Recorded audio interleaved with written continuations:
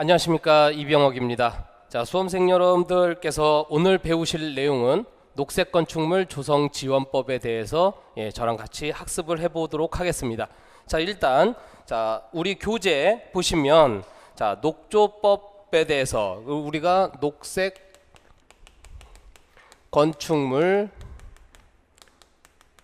조성지원법을 줄여서 녹조법 이렇게 이제 호명을 하도록 하겠습니다. 자, 이 녹색건축물 조성지원법은 교재에 보시면 법의 목적이 나와 있죠. 같이 한번 읽어보도록 하겠습니다. 이 법은 저탄소 녹색성장 기본법에 따른 녹색건축물의 조성에 필요한 사항을 정하고 건축물 온실가스 배출량 감축과 녹색건축물의 확대를 통하여 저탄소 녹색성장 실현 및 국민의 복리 향상에 기여함을 목적으로 한다. 그래서 이 녹색건축물 조성지원법이 어떻게 운영이 되고 어떠한 내용들을 규제를 하겠다라는 내용이 바로 이 법의 목적에 나와 있습니다. 그래서 이 목적을 반드시 여러분들이 좀 기억해 두셔야 되겠고요. 자, 이 녹색건축물 조성지원법이 규정하고 있는 주요 내용을 같이 이제 살펴보면, 첫 번째 녹색건축물 조성지원법에서 첫 번째 규정하고 있는 내용이 뭐냐 하면 녹색건축물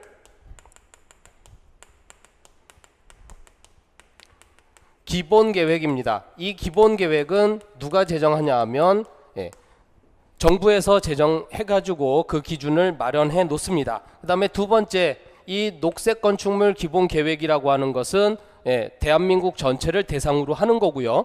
요것의 이제 하위 단계가 뭐냐 하면 지역입니다. 그래서 각 지역별로 또는 지방별로 녹색건축물 조성 계획에 대해서 기준을 마련해야 됩니다. 그래서 지역에 있는 녹색 건축물 조성 계획이 이 법에서 규정하고 있는 주요 내용이 되고요. 세 번째는 이렇게 기본 계획을 조성하고 그 다음에 조성 계획을 마련한 다음에 우리가 온실가스나 또 에너지 사용 정보에 대해서 정보 체계를 구축을 해야 되겠죠. 그래서 정부에서는 이러한 정보 체계를 마련하고, 그 다음에 네 번째는 지역별로 건축물이 사용하고 있는 에너지 총량을 관리하겠다. 그 다음에 다섯 번째는 지역에 있는 개별 건축물이 마찬가지로 에너지를 얼마나 소비하고 있는지를 관리하겠다. 그 내용이 이제 포함되어 있고요. 그 다음에 여섯 번째는 이렇게 지역 건축물 또 개별 건축물에 대해서 에너지 총량 관리를 하는데 이 건물들이 에너지를 잘 관리하고 있는지를 알아야 되겠죠. 그래서 건축물이 가지고 있는 에너지 성능을 평가를 하고 그것에 대해서 개선 사항을 규정하고요. 그 다음에 일곱 번째는 건축물이 에너지 성능이 잘 이루어지려고 하면 건축물 허가 단계에서부터 관리를 해야 됩니다. 그래서 건축물 허가 단계에 우리가 에너지 절약 계획서를 제출할 건데, 그 에너지 절약 계획서를 제출하는 대상, 그 다음에 제출 시기, 그 다음에 그 안에 들어가야 되는 여러 첨부 서류들, 이런 것에 대해서 내용을 규정하고요. 그 다음에 여덟 번째, 이러한 행위들을 통해 가지고 녹색 건축물을 활성화시키고, 그렇게 되다 보면 우리나라 전체에 녹색 건축물이 많이 발생하겠죠. 그래서 그 녹색 건축물들이 많이 발생하게 되면 녹색 건축물의 녹색 건축 인증을 통해서 각 단계별로 등급별로 관리를 하고요. 그 다음에 열 번째로는 이렇게 녹색 건축 인증을 받으면 에너지 효율이 얼마가 되느냐를 평가를 하겠죠. 그래서 에너지 효율 등급 인증을 운영을 할 거고, 그렇게 해서 에너지 효율 등급을 매기고 그거에 대해서 평가를 하면 우리나라에 녹색 건축물이 많이 활성화될 것이다. 그리고 이것을 총괄적으로 관리하는 데가 어디냐 하면 녹색 건축 센터를 운영을 해서 이러한 모든 내용들을 관리를 하겠다라고 하는 게 녹색 건축물 조성 지원법의 주요 내용이 되겠습니다. 자, 그래서 이 내용을 여러분들이 이해를 하시면 법의 체계나 그 다음에 법이 규정하고 있는 내용을 법조문 전체를 외우실 필요가 없이 핵심적인 내용들만 이해하시면 학습하시기가 더 쉬우실 겁니다. 자, 이렇게 내용을 이제 살펴보았고요.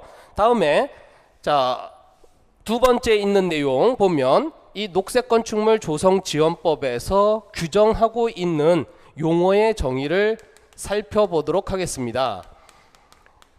용어의 정의 첫 번째에 나와 있는 내용이 뭐냐 하면 녹색 건축물이 과연 무엇이냐.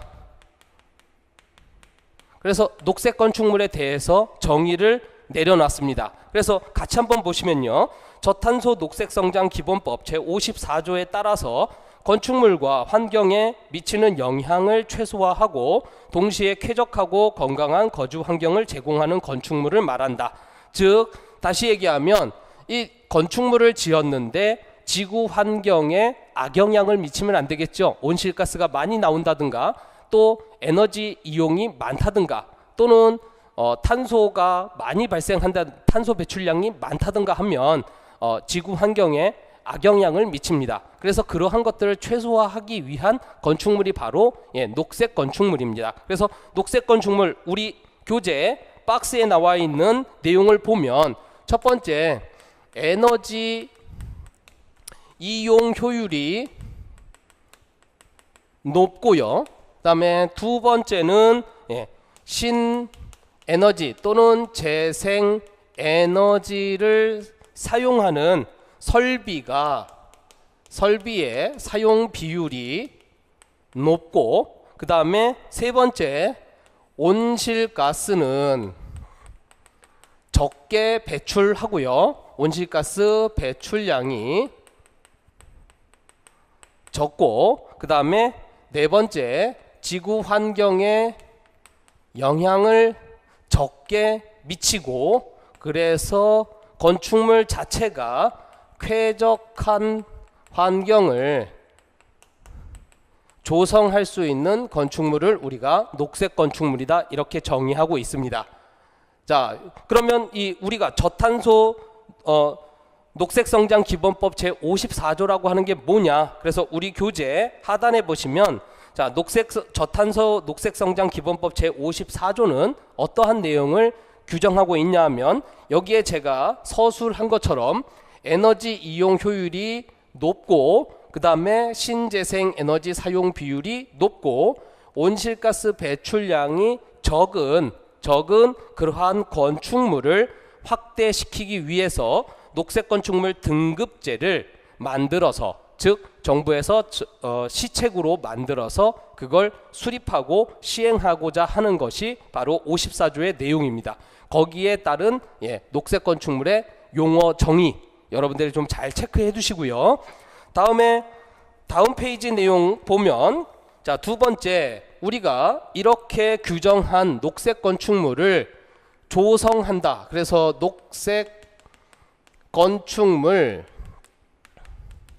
조성이라는 용어가 나옵니다. 그래서 녹색 건축물 조성이라고 하는 내용은 자, 우리 교재 같이 보시면 녹색 건축물을 건축하거나 또는 녹색 건축물의 성능을 유지하기 위한 활동, 그 다음에 기존 건축물을 녹색 건축물로 전환하는 것, 그러한 세 가지 활동을 우리가 녹색 건축물 조성이라고 합니다. 그래서 다시 한번 여기다가 적으면 녹색 건축물을 건축하거나 두 번째는 에너지 성능을 유지하기 위해서 유지 관리를 하거나 세 번째는 기존에 녹색 건축물이 아니었던 것을 녹색 건축물로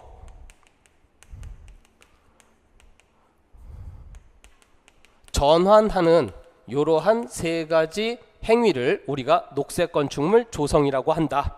그렇게 내용을 이해해 두시면 되겠고요. 그 다음에 세 번째, 건축물 에너지 평가사라고 하는 용어가 나옵니다. 즉 우리가 공부를 해서 따고자 하는 자격증이 바로 건축물 에너지 평가사죠. 그래서 건축물 에너지 평가사는 에너지 효율 등급 인증 평가 등을 건축물의 건축, 기계, 전기, 신재생 분야의 효율적인 에너지 관리를 위한 업무를 하는 사람으로서 건축물 에너지 평가사 자격 시험에 따라서 그 자격을 취득한 사람을 말한다. 즉 우리가 하고자 하는 게 바로 이 업무입니다. 자, 그 정도 세 가지 용어 좀 기억을 좀 해두시면 되겠고요. 자, 이 녹색 건축물 조성 지원법에 따라서 녹색 건축물 조성 사업을 우리가 시행할 건데요. 그럴 때 자, 큰 틀에서 우리가 조성 계획을 어떻게 가져갈 것인가 하는 것을 얘기하는 게 제3조에 규정되어 있습니다. 그래서 녹색 건축물 조성하는 기본 원칙. 자, 우리 교재에 보니까 5가지 사항으로 그 내용을 규정하고 있습니다. 첫 번째는 온실가스 배출량을 어떻게 하겠다고요? 감축을 하겠다고요. 그래서 녹색 건축물을 조성을 하고, 두 번째는 친환경적이고 그 다음에 지속 가능한 건축물을 만들겠다. 그래서 그게 바로 녹색 건축물이다. 그 다음에 세 번째 내용은 신에너지 또는 재생에너지를 활용하고 그 다음에 자원을 절약할 수 있는 녹색 건축물 조성 사업을 하겠다. 그 다음에 네 번째, 기존 건축물에 대해서 에너지 관리를 하기 위해서 기존 건축물에 에너지를 활용하는 데 있어서 효율화를 추진하고요. 다섯 번째는 녹색 건축물 조성에 대한 지역 간, 계층 간 균형성을 확보하겠다. 그래서 시험 문제에서도 출제될 수 있는 내용이 다음 중 녹색 건축물 조성 기본 원칙이 아닌 것은 이렇게 물어볼 수 있습니다. 그래서 5가지 항목에 대해서 여러분들이 좀 잘 기억을 해두시면 되겠고요. 이러한 기본 원칙을 세웠는데 그러면 이게 그냥 글자로만 쓰여져 있고 아무런 것도 안 하면 쓸모가 없는 법이 되겠죠. 그래서 4조에 보면 국가 등의 책무, 그래서 이러한 조성 기본 원칙을 잘 지키기 위해서는 국가적으로 정책이 마련이 되어 있어야 됩니다. 그래서 국가 등의 책무에 보면 책무를 이행하는 주체가 누구냐 하면 국가 및 지방자치단체, 즉 중앙정부와 지방자치단체가 이 책무를 수행해야 되겠고요. 그 책무의 내용을 보시면 첫 번째는 녹색 건축물 조성 지원 조성 촉진을 위한 시책을 마련하고 그 다음에 행정적이고 그 다음에 재정적인 방안들을 마련해야 됩니다. 그 다음에 두 번째는 녹색 건축물 조성이 공정한 기준과 절차에 따라서 수행될 수 있도록 노력해야 된다. 그렇게 국가의 책무를 규정해 놓았습니다. 이렇게 녹색 건축물을 조성하고자 하는데 녹색 건축물 조성 지원법만 법령이 아니죠. 다른 법령들도 있습니다. 그래서 녹색 건축물을 조성을 할 때 다른 법률과 부딪히는 부분들이 생깁니다. 그러한 부분들을 어떻게 조정할 것인가. 그래서 다음 페이지에 제5조에 보시면 다른 법률과의 관계를 규명해 놓았습니다. 일단 법률을 적용을 할 때 녹색 건축물 조성에 관해서 다른 법령과 상충되는 내용이 있다라고 하면 녹색 건축물 조성 지원법이 우선적으로 적용이 된다. 그걸 알아두시고요. 그다음에 두 번째, 제정이나 개정되는 법률의 적용. 그래서 녹색 건축물과 관련된 법률을 제정하거나 개정하는 경우에는 이 녹색건축물 조성 기본법의 지원법의 목적과 기본 계획을 그대로 따르도록 규정해 놓았습니다. 그래서 우리가 저탄소 녹색 성장을 위해서 녹색 건축물 조성 지원법이 가장 우선시된다. 그 내용을 체크를 해 두시면 되겠고요. 자, 다음 페이지 가도록 하겠습니다. 다음 페이지 가면 자, 제2장 건축물 녹색 건축물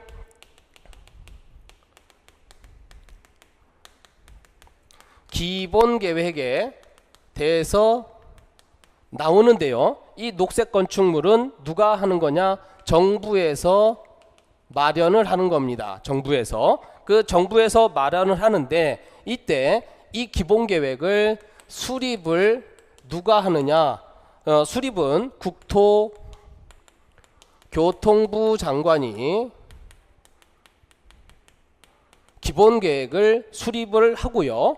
그다음에 두 번째 거기 보시면 수립 목적은 녹색 건축물을 조성하고 그 사업을 촉진시키기 위해서 기본 계획을 마련하는 겁니다. 그다음에 수립하는 주기는 5년마다 수립을 한다라. 그래서 자, 녹색 건축물 기본 계획 수립은 국토교통부 장관이 하고 수립 주기는 5년마다 한다. 체크해 두시면 되겠고요. 자, 이 녹색 건축물 기본 계획에 들어가는 내용, 그래서 기본 계획의 주요 내용을 살펴보면 자, 동그라미 1번에 자, 일단 녹색 건축물이 어느 정도 되어 있는지 현황을 파악해야 되겠죠. 그 다음에 앞으로 우리가 어떻게 가야 될 것이냐 전망을 밝힙니다. 그 다음에 두 번째 내용은 자, 녹색 건축물에서 온실가스를 얼마나 감축하느냐, 온실가스 감축과 그 다음에 에너지 절약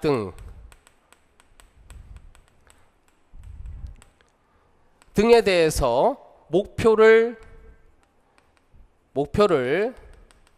설정을 합니다. 그래서 이 목표 달성을 위해서 어떻게 추진될 것이다. 그래서 목표를 설정하고 추진의 방향을 기본 계획에 명시하고요. 다음에 자, 세 번째 내용 보시면 자, 이렇게 추진 방향을 설정하면 앞으로 어떻게 관리를 할 건지 정보 체계를 구축하고요. 다음에 네 번째 이 녹색 건축물과 관련된 연구 개발을 어떻게 추진할 건지, 그 다음에 다섯 번째 이러한 연구 개발에 참여하는 전문 인력을 양성해야 되겠죠. 그래서 전문 인력 양성에 관련된 내용을 포함시키고요. 그 다음에 여섯 번째 녹색 건축물의 조성 사업을 어떻게 지원할 건지, 그 다음에 일곱 번째는 거기 보니까 녹색 건축물 조성을 하는 데 있어서 정부에서 먼저 시범 사업을 해야 민간에서 그걸 보고 따라오겠죠. 그래서 시범 사업에 대한 내용을 규정하고요. 그 다음에 8번에 보니까 건축 자재 및 시공 관련, 그래서 건축 자재 또 시공 관련된 내용의 정책 방향을 설정을 해주고요. 그 다음에 아홉 번째 보시니까 온실가스 배출을 최소화할 수 있는 건축 설비의 효율화를 추구하고, 그 다음에 자, 열 번째 보니까 건축물이 설계, 시공, 그 다음에 유지, 관리, 해체, 즉 건축되는 거에서부터 해체되는 그 전 과정에 필요한 에너지 절감, 또 그와 관련된 비용을 절감할 수 있는 대책 등을 수립해서 녹색 건축물 기본 계획을 작성을 합니다. 그래서 거기에 수립되는 내용 좀 잘 체크를 해 두시면 되겠고요. 자, 이러한 내용을 만드는 데 있어서, 기본 계획을 수립하는 데 있어서 국토교통부 장관이 혼자 할 수는 없겠죠. 그리고 모든 내용을 다 알고 있는 게 아닙니다. 그래서 수립 절차를 살펴보면 자, 녹색 건축물 기본 계획의 수립 절차가 어떻게 되느냐